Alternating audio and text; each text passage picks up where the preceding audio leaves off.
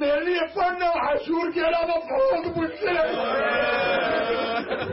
کہ جب بدبخت سلمان آپ کی گردن پہ بار بار مار رہا تھا تو آپ کی زبان امام حسین جو لکڑی کی طرح خشک زبان اپنے خشک ہاتھوں پر کیا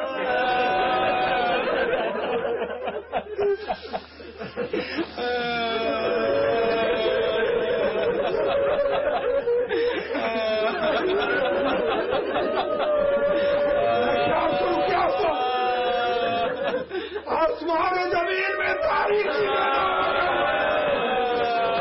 زمین کو زلزلہ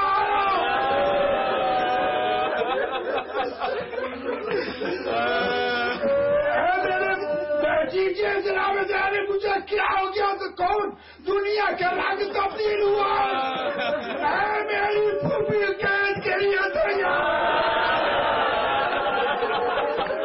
وہ بلا دنیا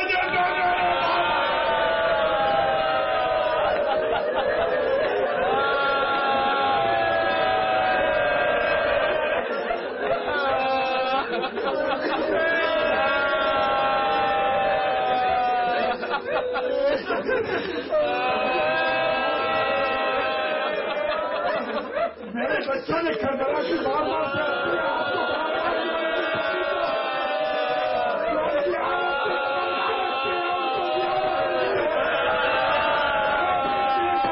امام حسین کی قبر سب سے جگہ پہ نیچے جگہ پر ہے میں آپ سے پوچھتا ہوں جب مشرق کے گھوڑے مغرب کی